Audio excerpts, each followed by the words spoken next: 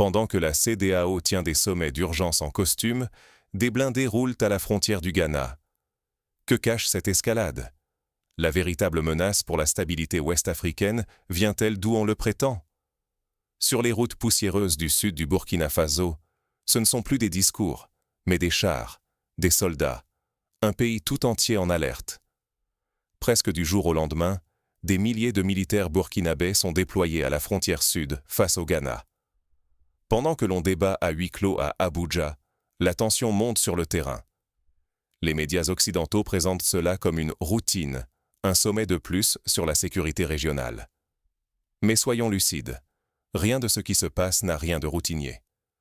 Lorsqu'on convoque la CEDEAO en urgence pour un pays, ce n'est jamais pour la paix. C'est souvent le prélude à bien pire. Ibrahim Traoré n'a pas attendu qu'une résolution lui tombe dessus. Il a agi. Mobilisation express, mouvement de troupes à la frontière ghanéenne. Pourquoi ce choix risqué et ce timing? Derrière ces sommets, un autre jeu se joue. Tentative d'étouffement stratégique, guerre hybride sans bruit de canon, qui vise à faire plier le Burkina Faso et l'Alliance des États du Sahel. Il ne s'agit pas simplement de frontières ou de discours, c'est l'artère vitale du pays qui est en jeu. Pour un Burkina Faso enclavé, coupé de ses approvisionnements, étranglé économiquement, la souveraineté nationale vacille. Croire que la CEDEAO n'est qu'un club impuissant, c'est oublier que la véritable arme, aujourd'hui, c'est le contrôle des routes, des échanges, des ressources. Traoré sait qu'attendre, c'est perdre. En verrouillant la frontière sud, il envoie un message clair. Il ne cédera ni aux pressions de la CEDEAO, ni aux intérêts occidentaux. Derrière sommets et déclarations, c'est l'avenir de toute l'Afrique de l'Ouest qui se joue. La liberté de choisir ses alliés, de protéger ses ressources, de décider de son destin sans ingérence. Ignorer la gravité de l'affrontement, c'est risquer une dépendance déguisée, où l'indépendance n'est qu'un mot, et où notre quotidien, du prix du pain à la sécurité, est dicté par d'autres. Pour comprendre ce bras de fer, remontons aux racines, enjeux, histoire, stratégie derrière cette confrontation explosive. Sortir de la CEDEAO, c'était rompre un pacte invisible et déclencher une bataille silencieuse. Pour beaucoup, la décision du Burkina Faso, du Mali et du Niger de quitter la CEDEAO en 2023 n'était qu'un épisode de plus. Mais ce geste a bouleversé l'équilibre régional. 3 pays, frappés par l'insécurité, tournent le dos à une organisation qu'ils accusent de servir les intérêts français, américains, européens. Ensemble, ils fondent l'Alliance des États du Sahel, l'AES. Leur but? Rien de moins qu'une souveraineté totale. Contrôler l'or, la sécurité, et enfin décider par eux-mêmes. Mais cette rupture a un prix. Le Burkina Faso, enclavé, sans accès à la mer, dépend des ports du Ghana ou de la Côte d'Ivoire, 2 voisins fidèles à la CEDEAO, sous influence occidentale. En coupant les ponts, Ouagadougou risque isolement, inflation, pénurie, famine. L'indépendance devient un pari sur la survie de la nation. Et il y a le feu à l'intérieur. L'insurrection djihadiste, qui ensanglante le pays depuis 7 ans, fait de chaque route une artère vitale, et de chaque frontière un champ de bataille. Le gouvernement Traoré affronte groupes armés et pressions multiples, visibles et invisibles. À la frontière, la tension dépasse les barbelés. L'annonce de l'instabilité par le Ghana, la multiplication des sommets d'urgence, les discours alarmistes, tout cela s'accumule. Mais derrière les mots, la réalité est plus sournoise. En multipliant les alertes, la CEDEAO façonne un prétexte pour durcir les contrôles, stopper les camions, ralentir le commerce. L'or burkinabé ne sort plus, la nourriture entre au compte-gouttes.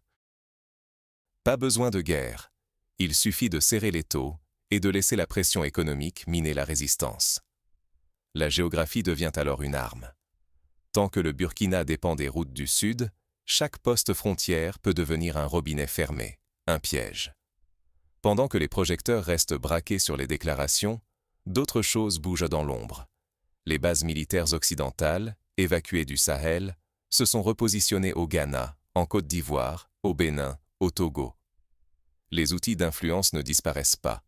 Ils changent de forme, se cachent derrière d'autres uniformes, des ONG, des consultants sécurité. Ce n'est pas un hasard si, au moment où la CEDEAO convoque des sommets d'urgence, des rumeurs évoquent l'arrivée de nouveaux contracteurs et agents étrangers dans les capitales voisines. Pour Traoré, impossible d'attendre. La mobilisation militaire à la frontière sud n'est pas une provocation. C'est une doctrine de défense active. Anticiper. Montrer que le Burkina ne pliera pas. Rappeler à ses voisins que la souveraineté ne s'arrête pas au discours, mais se défend sur la ligne de front. Mais la géopolitique ne s'arrête pas aux mots. L'étau se resserre subtilement.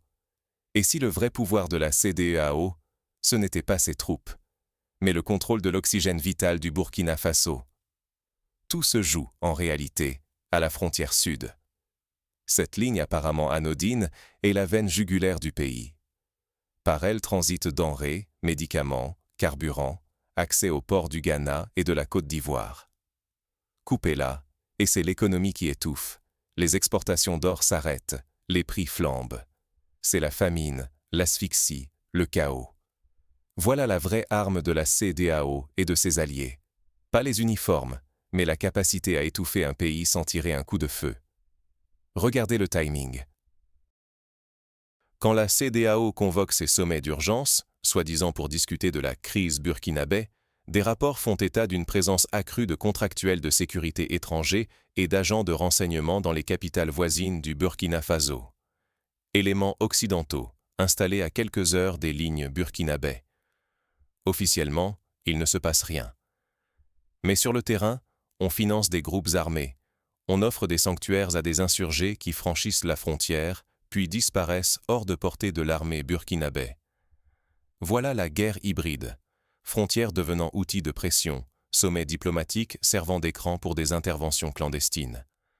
Pourquoi Traoré mobilise-t-il soudain ses divisions blindées à la frontière ghanéenne? Pas à cause d'une résolution de la CEDEAO.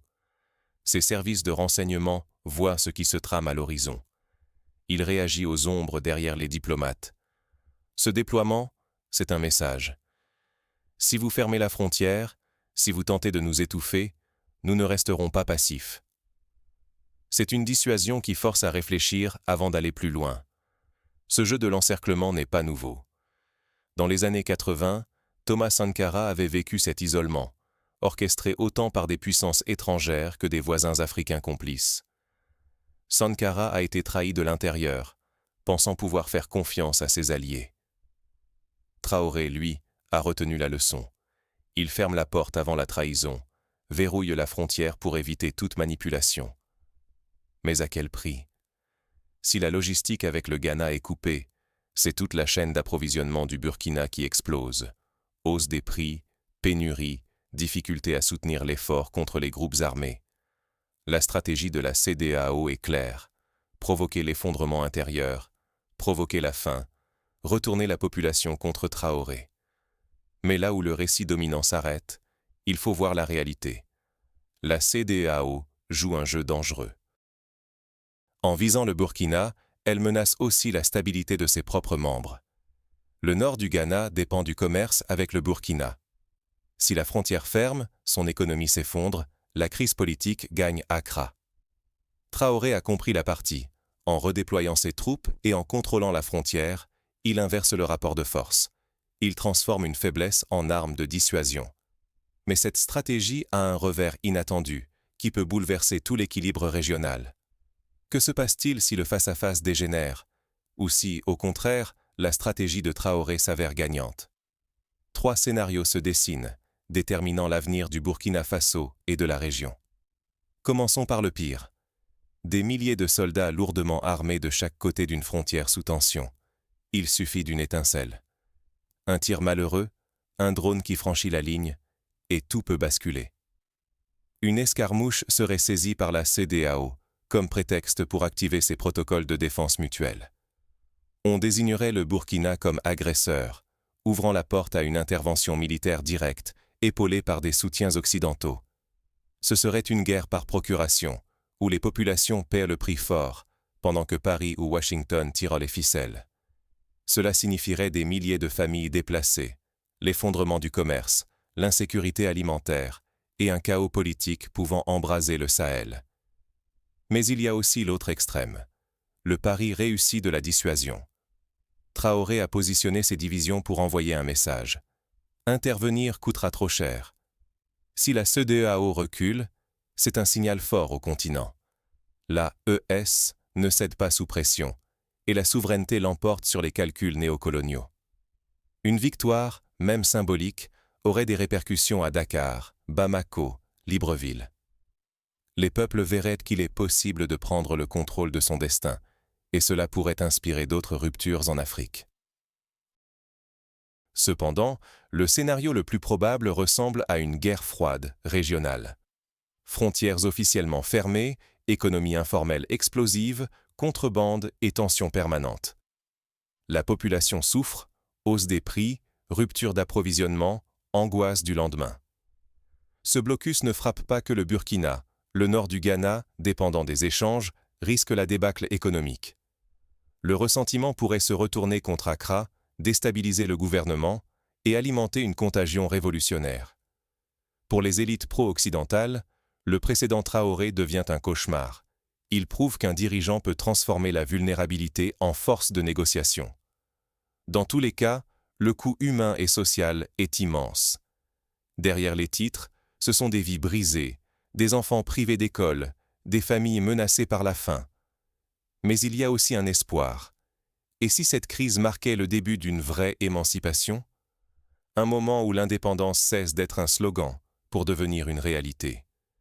Quelles leçons tirer de ce bras de fer historique? Voyons cela. La véritable indépendance ne s'obtient pas en conférence, mais en tenant la ligne, même seul contre tous. Beaucoup d'États africains se sont, par le passé, fourvoyés en croyant à l'égalité de traitement à la table des négociations. Mais l'histoire enseigne l'inverse. Regardez Sankara. Il a défié l'ordre établi, refusé la dette, affirmé la dignité de son peuple. C'est sur le terrain, par la fermeté, qu'il a marqué l'histoire. Aujourd'hui, Traoré marche dans ses pas, mais avec la leçon amère. Croire aux promesses de sécurité collective ou sous-estimer la nuisance des alliances toxiques, c'est ouvrir la porte à l'échec. Les frontières africaines, loin d'être naturelles, sont des armes forgées par la colonisation, outils de division, activés pour isoler et contrôler. La CEDEAO, sous prétexte de stabilité, manipule ses frontières selon ses intérêts et ceux de ses soutiens occidentaux. La vigilance est essentielle. Chaque sommet, chaque embargo, chaque rhétorique de défense régionale doit être analysée. Ce n'est pas la paix qu'on impose, c'est la soumission.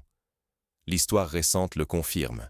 Toute faiblesse face à ces stratégies d'encerclement, c'est s'exposer aux sanctions, à la déstabilisation, voire à l'intervention.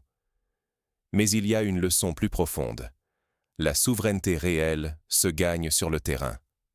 Elle se construit dans la capacité à tenir face aux pressions, à protéger ressources et populations, à refuser le chantage. Ce que Traoré fait aujourd'hui, en déplaçant ses troupes, c'est refuser le scénario du pays isolé et vulnérable. Il transforme la frontière, instrument de siège, en outil de dissuasion. Si l'AES tient, c'est tout un nouveau modèle qui s'esquisse, celui d'une Afrique qui décide, qui refuse d'être le terrain de jeu ou la réserve de ressources des autres. Rappelons-le, derrière ces bras de fer, il y a plus que la souveraineté d'un État. Ce sont les conditions de vie, prix du pain, sécurité alimentaire, dignité. L'inaction ou l'aveuglement, c'est rester prisonnier du cercle vicieux de la division. Refuser de voir ces mécanismes, c'est accepter que des intérêts étrangers dictent la marche du continent.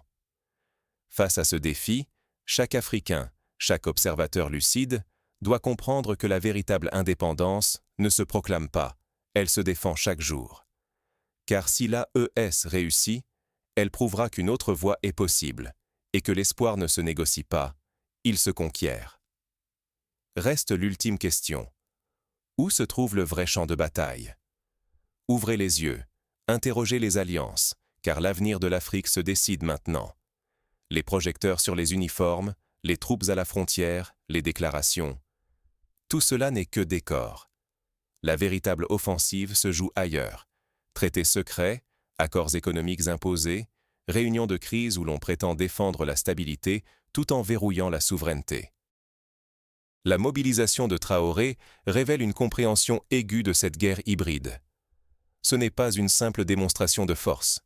C'est une riposte à une stratégie d'encerclement, orchestrée par la CEDEAO et ses alliés. Derrière les discours de paix se cache une volonté d'empêcher l'émergence d'un modèle de souveraineté qui pourrait faire tache d'huile. Ce qui inquiète Abuja et les capitales occidentales, ce n'est pas une invasion, mais la propagation d'une idée.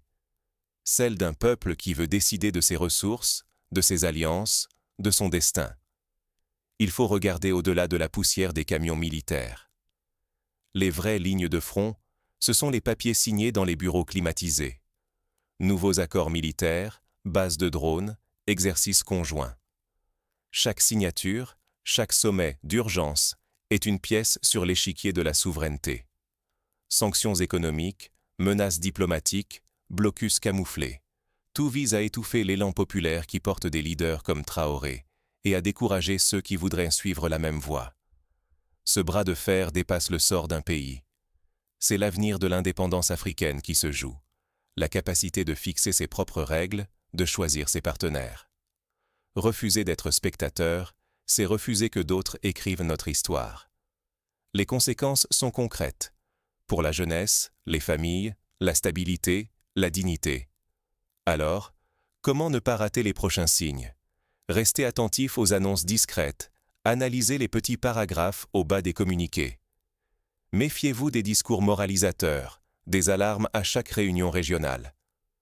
Demandez-vous à qui profite chaque mesure, chaque alliance. La souveraineté n'est pas une posture, c'est un combat quotidien, souvent invisible. C'est la vigilance, la capacité à questionner ce qui semble évident, à relier les mots, les gestes, les signatures. Ibrahim Traoré, en déplaçant ses troupes, n'a pas seulement répondu à une menace. Il a lancé un message à tous ceux qui veulent reprendre le contrôle de leur avenir. Le véritable enjeu, c'est de ne plus regarder l'histoire défiler, mais de la faire. Ce débat ne s'arrête pas à la frontière du Burkina Faso. Il traverse les frontières mentales et politiques du continent. La défense de la souveraineté exige lucidité, courage, engagement. La question reste ouverte. Cette ligne de défense tiendra-t-elle face à la pression d'alliances bien plus puissantes, ou le prix de l'indépendance sera-t-il toujours aussi lourd? À vous d'en juger. Merci d'avoir suivi cette analyse. Pour continuer à démêler le vrai du faux, abonnez-vous, partagez vos réflexions, et surtout, gardez l'œil ouvert. L'histoire du continent s'écrit, là, sous vos yeux.